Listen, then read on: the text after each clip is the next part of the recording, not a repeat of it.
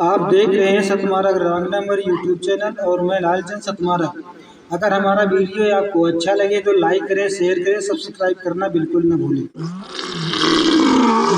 आप सभी एक होकर साथियों सन 2024 में आपने उनको सही तरीके से जवाब नहीं दिया तो आने वाले समय में साथियों हम बहुत पीछे चले जाएंगे, तो हमें पछताने के सिवा कुछ बचेगा नहीं। तो समय रहते आप ध्यान देंगे और बस साथियों मैं यही कहना चाहूंगा, समय रहते आप जागेंगे।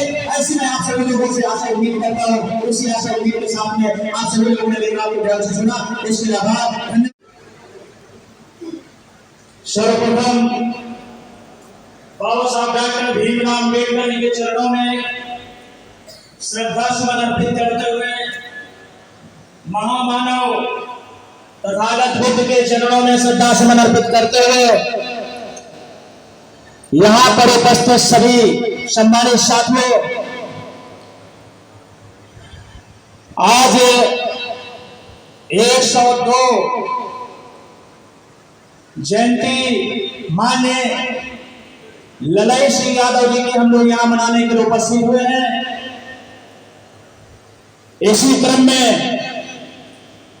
सभा का संचालन कर रहे हैं माननीय विश्वजीत, आपका बहुत बहुत धन्यवाद। और आज के इस कार्यक्रम की अध्यक्षता कर रहे माननीय योगेंद्र नाथ जी, जो बहुत ही पुराने साथी हैं, जो समाज के लिए निरंतर अपना सहयोग करते रहे हैं। मैं चाहूंगा आज की अध्यक्षता करने माननीय योगेंद्र नाथ जी के लिए जोरदार ताली हो जाए। इसी क्रम में हमारे बहुत ही सर अपन बात करेंगे, संबोधन बहुत समझ रहे हैं, 2 मिनट बस 2 मिनट लूंगा सर, ज्यादा समय नहीं। इसी क्रम में साथियों, हमारे कंधे से कंधा मिलाकर चलने वाले माननीय हमारे बहुत ही पुराने साथी मनोज यादव जी। इसी क्रम में जिस गेस्ट हाउस में आप बैठे हैं, ये कार्यक्रम पहली बार नहीं होगा साथियों, बहुत सारे ऐसे कार्यक्रम हम लोग कर चुके हैं। माननीय साधु यादव जी जो इतना बड़ा हमें योगदान कर रहे हैं, इसके लिए मैं चाहूंगा माननीय साधु यादव जी के लिए जोरदार हो जाए। इसी क्रम में हमारे कंधे से कंधा मिलाकर चलने वाले जो रात दिन बहुजन समाज को जोड़ने के लिए काम कर रहे हैं, माननीय देवी प्रसाद निषाद जी। इसी क्रम में डॉक्टर दिनेश कुशवाहा जी, उमाकांत निषाद जी, दिनेश पटेल जी, सत्य प्रकाश जी, जो सारी सत्याग्रही साथियों के साथ में यहाँ उपस्थित हुए, योगेंद्र सिंह यादव जी, और कंधे से कंधा मिलाकर चलने वाले इंद्र सिंह गौतम जी, और जो साउंड सर्विस जो दे रहे हैं आपको माननीय चंद्रा प्रसाद जी।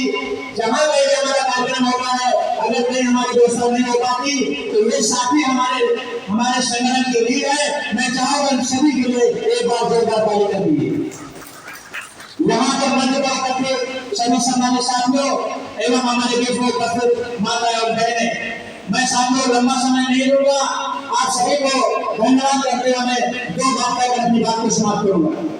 साथियों, आज हम ललई सिंह यादव का जन्म दिवस को मना रहे हैं, ये सवाल पैदा होता है। ललई सिंह यादव जी जो ओबीसी समाज से आते थे, तो साथियों अपने समय में जब उन्होंने देखा इस देश के अंदर असमानता की व्यवस्था फैली हुई है, तो सबसे पहले उन्होंने खोजा कि असमानता व्यवस्था के पीछे का कारण क्या है।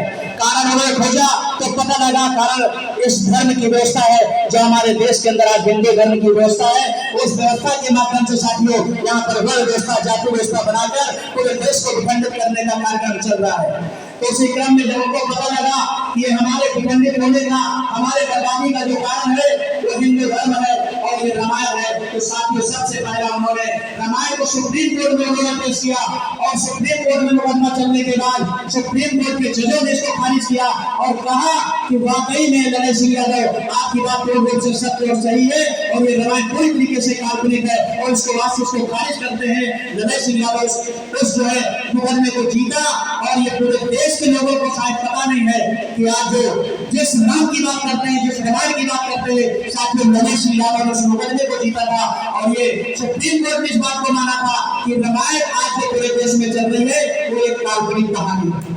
ये सुप्रीम कोर्ट ने माना था इस बात को। ललई सिंह यादव ने उस मुकदमे को जीता था। तो साथियों, इसी क्रम में ललई सिंह यादव ने पूरे देश में भ्रमण करके कंधे से कंधा बहुजन समाज के लोगों से मिलाकर समाज के लोगों को जागरूक करने का काम किया। उनका सिर्फ यही कहना था कि इस देश में समता, सुगमता और बंधुत्व और न्याय पर आधारित समाज और राष्ट्र का निर्माण होना चाहिए। तो साथियों, अपना सारा जीवन लगाकर उन्होंने बड़े लंबे समय तक संघर्ष किया। दूसरी बात उन्होंने बताई कि हमारी समस्या का मूल कारण क्या है। हमारी समस्या का मूल कारण साथियों जातियों में बटे हुए रहना है। तो जातियों में बांटने वालों का बहुत बड़ा उद्देश्य था। जातियों में बंटने वालों का कोई उद्देश्य नहीं था। जातियों में बंटने वालों का कोई उद्देश्य नहीं था, बल्कि जातियों में बांटने वालों का बहुत बड़ा उद्देश्य था। उद्देश्य क्या था?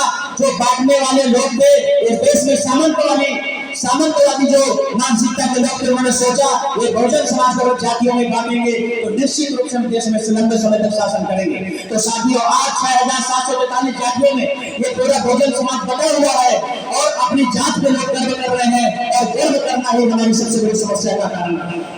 साथियों, इस देश के अंदर आप देख रहे हैं यहाँ पर SC OBC को जो बाबा साहब अम्बेडकर ने जातियों में बटे हुए लोगों को वर्ग में समाहित किया, लेकिन आज भी जातियों पे लोग गर्व करते हैं।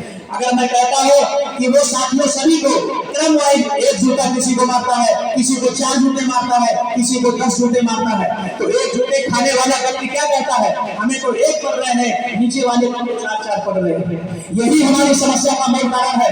अगर आप एक जूता खाकर ये गर्व महसूस करोगे कि मैं तो ऊंचा हूँ और मेरे नीचे वालों को 4-4, 10-10 पड़ रहे हैं, तो साथियों जूता जूता होता है, चाहे एक पड़े चाहे 4 पड़े। इस बात को आपको समझना होगा कि साथियों, अगर समस्या हमारी SC की है चाहे OBC की हो, समस्या सबकी एक है।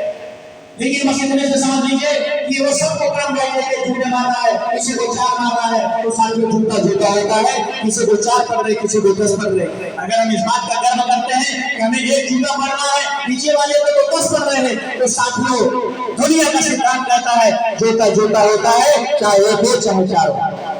तो साथियों, जातियों में बांटकर वो आज भी बड़े लंबे समय के हजारों साल से देश की संगठन शासन में बैठे हैं, सारे संसाधनों पर कब्जा करके बैठे हैं। लेकिन समझना इस बात को है, जिसकी समस्या है, जो बटे हुए लोग हैं, उनकी समस्या है बटे होने की वजह से। आज हम ये जानते हैं कि पूरा बहुजन समाज 85% है, 85% होने के बाद 15% हमारी वोट कब्जा करके बैठा है, सारे संसाधनों पर कब्जा करके बैठा है। तो साथियों, मैं इस मंच के माध्यम से आपको संदेश देना चाहता हूँ, यदि अपनी मांग को सोचना अपना मुसीबत मानते हैं, चाहे वो मलेशिया यादव हो, चाहे देवी रामास्वामी यादव हो, चाहे जगत साहू जी महाराज हो, जितने चाहे जगत पूरे हो, जितने लोगों ने इसे घुस किया है, उस देश के समता सुगमता बंधुत्व और न्याय पर आधारित समाज और राष्ट्र का निर्माण करने के लिए किया है। तो साथियों, आज अपने महापुरुषों का अपना मुसीबत मानकर जाति पात को भूलकर अपने हक अधिकार की लड़ाई के लिए आप सभी एक हो जाओ। साथियों, सन 2024 में आपने उनको सही तरीके से जवाब नहीं दिया,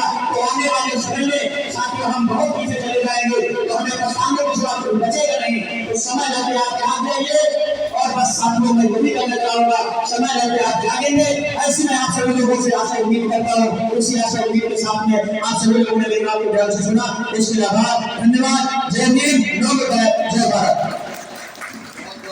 बहुजन समाज के सभी भाई बहन अपने भविष्य का निर्माण करने के लिए बाबा साहब डॉक्टर भीमराव अंबेडकर तथागत गौतम बुद्ध के मार्ग पर चलने के लिए सतमार्ग रॉन्ग नंबर को फॉलो करें, लाइक करें, शेयर करें और सब्सक्राइब नहीं किया है तो सब्सक्राइब जरूर कर लें।